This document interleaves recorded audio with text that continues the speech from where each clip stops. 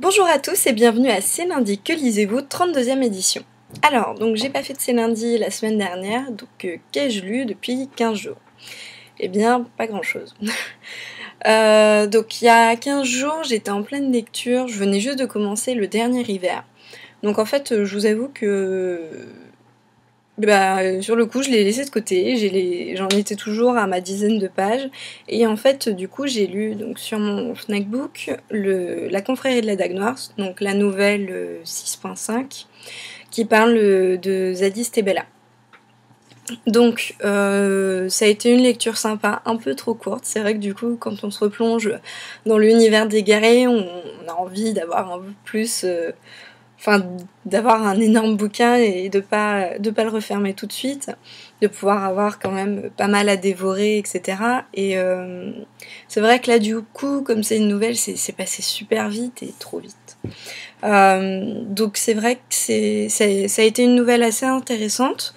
Donc on en apprend encore un peu plus sur Zadiste, sur son passé, donc pour ceux qui ont déjà lu, sur son passé d'esclave, et donc de sa relation avec Bella, de la naissance de Nala, et du coup donc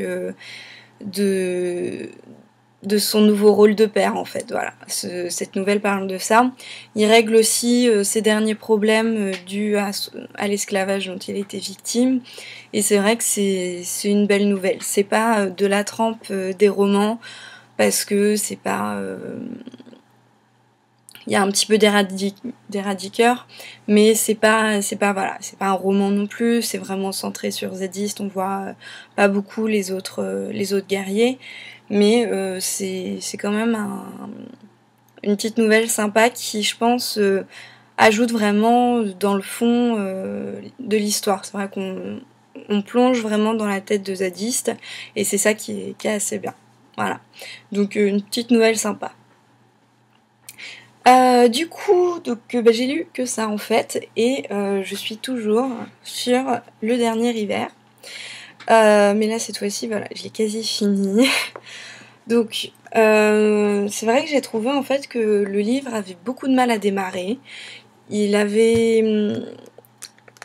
je sais pas comment expliquer, mais en soi, c'est intéressant parce qu'on arrive dans un univers, donc dans notre monde, mais qui a été complètement ravagé, qui est complètement sous la neige, qui est victime de la prolifération de pins qui sont devenus des pins vampires, c'est-à-dire que plutôt que de puiser leur énergie dans la nature, ils puisent leur énergie dans les êtres vivants qu'ils ont sous la main.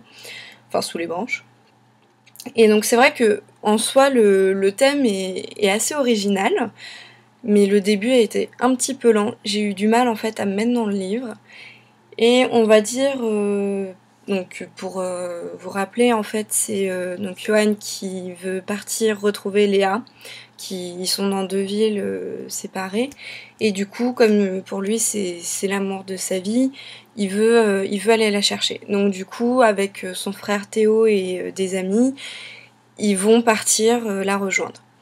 Donc à partir du moment où en fait ils se décident à partir et ils sortent de la ville, où ils sont vraiment au cœur du voyage, là c'est vrai que le bouquin devient quand même plus intéressant, plus poignant, plus parlant.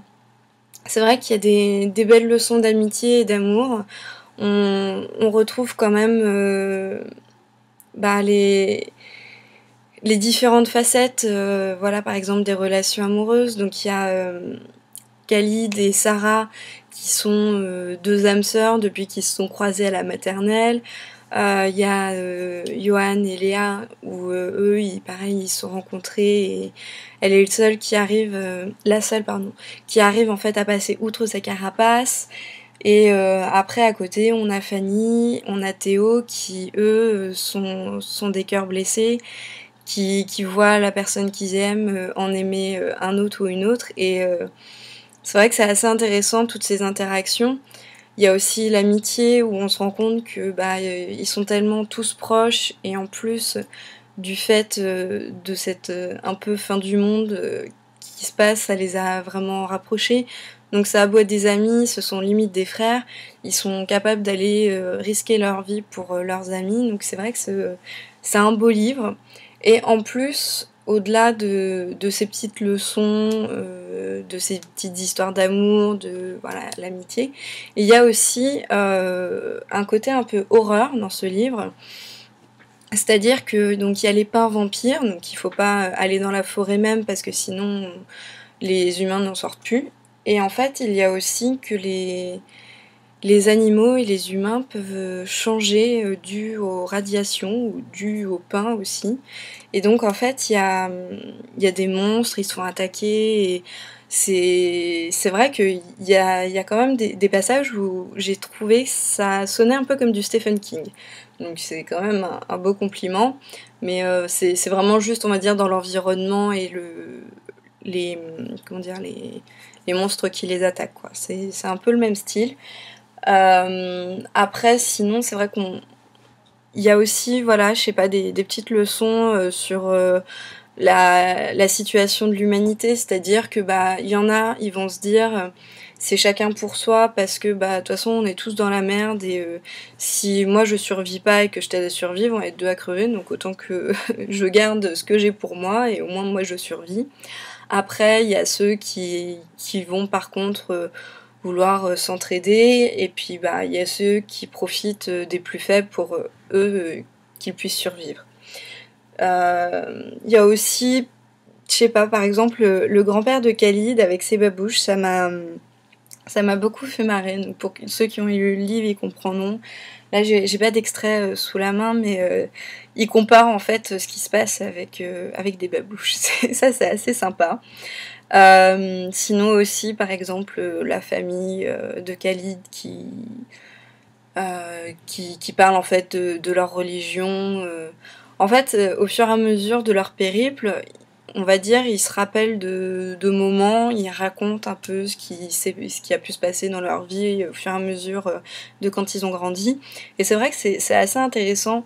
Du coup, le livre est vraiment bien construit et il y a pas mal d'histoires autour de leur épopée.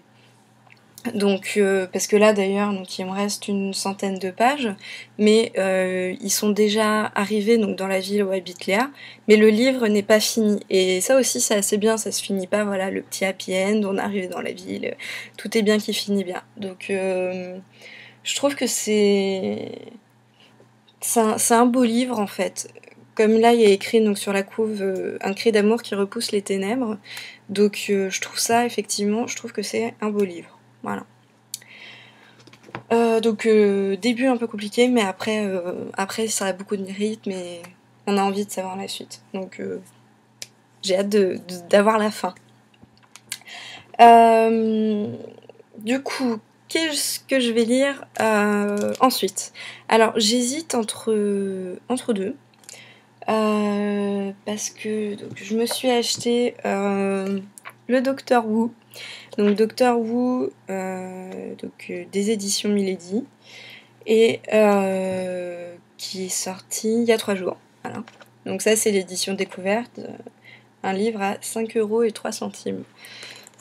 Ça fait bizarre d'acheter un livre à ce prix-là, mais bon ça change un peu et c'est vrai que Doctor Who, bah, j'ai envie de me plonger dedans.